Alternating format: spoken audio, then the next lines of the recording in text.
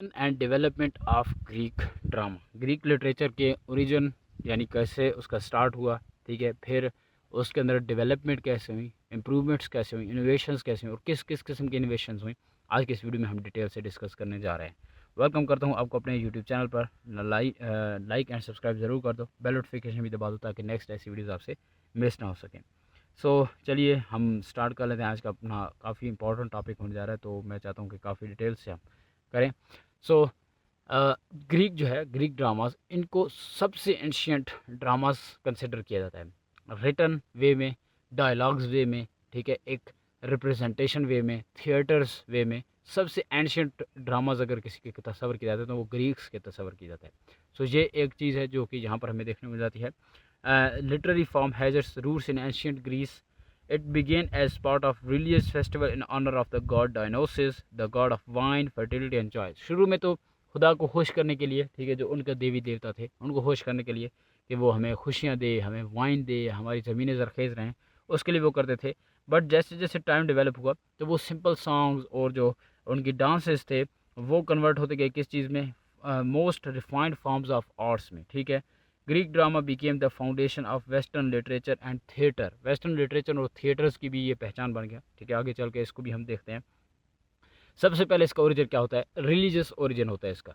शुरू में लोग इकट्ठे होते थे, हमिंग करते थे, खुदा ताला के सामने जिक्र करते थे ऊंचा ऊंचा, एंड वो गुरदैरों की सूरत में एक चोरस बनाकर उसमें बहते थे। सॉन्ग्स होते थे, डांसेस होती थी, गॉड को खुश करना मेन उनका मकसद था। ये स्टार्टिंग पॉइंट था, ठीक है। एंड इसमें क्या होता था कि वो अपने जो खुदा था डिथेरैम्स इन प्रेज ऑफ, और डिथेरैम्स जो वो गाते थे, ठीक है, इन प्रेज ऑफ डायनोसिस जो उनका देवता था, ठीक है, उसको खुश करने के लिए वो करते थे। दी ये क्या हो, इसमें रफ्ता रफ्ता डायलॉग्स ऐड होते गए। फिर एक person started acting separately from the chorus, this gave birth to drama. फिर कुछ टाइम के बाद इसके अंदर एक पर्सन ने अलहदा से उन चीज़ों को नरेट करना स्टार्ट कर दिया, अलहदा से उस पर एक्ट करना स्टार्ट कर दिया। तो वो क्या हो गया, उससे एक नई जहत आई, नया तरीका ईजाद हुआ और फिर उस पर वर्क स्टार्ट हो गया। अब आते हैं जी डेवलपमेंट ऑफ ट्रेजेडी। पहले तो हमने देख लिया कि खुदा ताला के सामने सब कुछ वो करते थे, सारा उस अपनी देवता के लिए करते थे। अब ट्रेजेडी इसके अंदर कैसे आ गई, तो एक आदमी था थेपिस इसको भी बोल सकते हो, थेस्पिस भी बोल सकते हो। ये 6th सेंचुरी BC में is considered the father of tragedy. Father of tragedy अगर किसी मुताबिक पर आइए तो इस बंदे ने यानी थेस्पिस ने किया है, ठीक है। उसने क्या किया कि एक बंदे इंट्रोड्यूस कराया, हिपोक्रेट उसका नाम रखा, और फिर उससे सारी परफॉर्म करवाई चीज़ें सेपरेटली फ्राम द चोरस। फिर आ जाए जी दूसरा बंदा विच इज़ एस्केलस। एस्केलस ने क्या किया कि दो बंदे बिठा दिए और दोनों के दरमियान कन्फ्लिक्ट दिखा दिया। एक पॉजिटिव था, एक नेगेटिव था, एक शैतान था, एक अच्छा इंसान था। तो उनके दरमियान एक कन्फ्लिक्ट दिखा दिया और इस कन्फ्लिक्ट की वजह से स्टोरी और भी बेहतर हो गई और इसको रिप्रेजेंट करना और अच्छा हो गया। फिर आ गया जी सोफोक्लस। सोफोक्लस ने दो बंदों से ज़्यादा काम कर दिया, ड्रामास रिटर्न पर वर्क कर दिया, और इसका मशहूर ड्रामा है ओडिपस रेक्स। इंशाल्लाह हम उस पर भी डिटेल से किसी दिन बात करेंगे। तो उसने एक थर्ड बंदा किया और प्लॉट को क्या कर दिया, मोर कम्प्लेक्स बना दिया और काफ़ी अच्छा भी हो गया। फिर एक और बंदा आया यूरोपाइड्स। उसने क्या किया, ह्यूमन इमोशंस और रियलिस्टिक करेक्टर्स पर फोकस करना स्टार्ट कर दिया। ह्यूमन इमोशंस कैसे डेवलप होती हैं, कैसे उन चलती हैं, हिमाशिया, ये सारी चीज़ें इस बंदे ने आकर इंट्रोड्यूस कराई और इसने काफ़ी हद तक इसको बेहतर तरीके से लेकर भी गया, ठीक है।